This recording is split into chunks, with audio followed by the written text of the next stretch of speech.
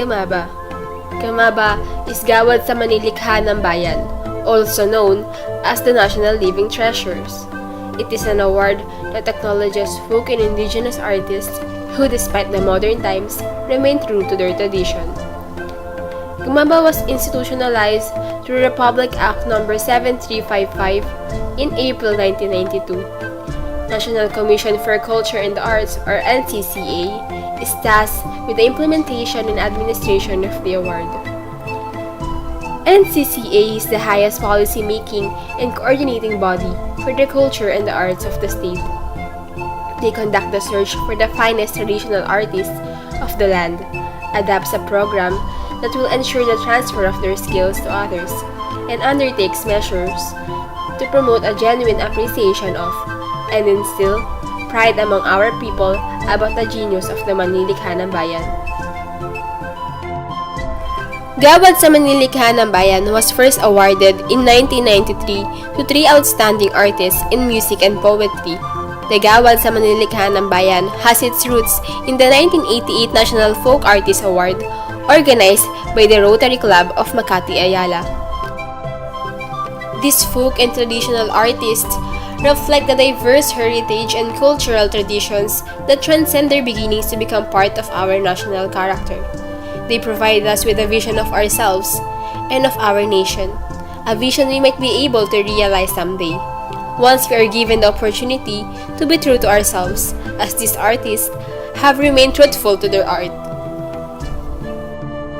As envisioned under Republic Act No. 7355, Manilikha ng Bayan shall meet a citizen engaged in any traditional art uniquely Filipino, whose distinctive skills have reached such a high level of technical and artistic excellence, and have been passed on to and widely practiced by the present generation, in his or her community with the same degree of technical and artistic competence.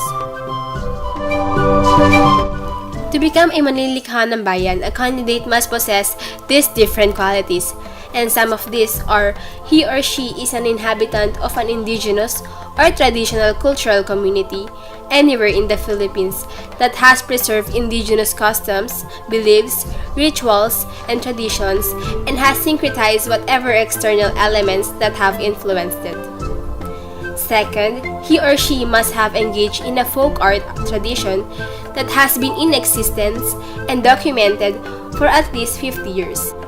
And lastly, he or she must have consistently performed or produced over a significant period works of superior and distinctive quality.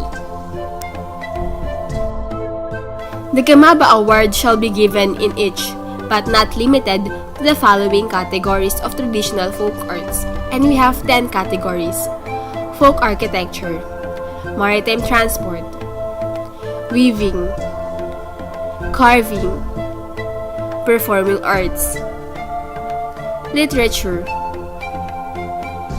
graphic and plastic arts, ornament, textile and fiber art, and lastly, pottery and other artistic expressions of traditional culture.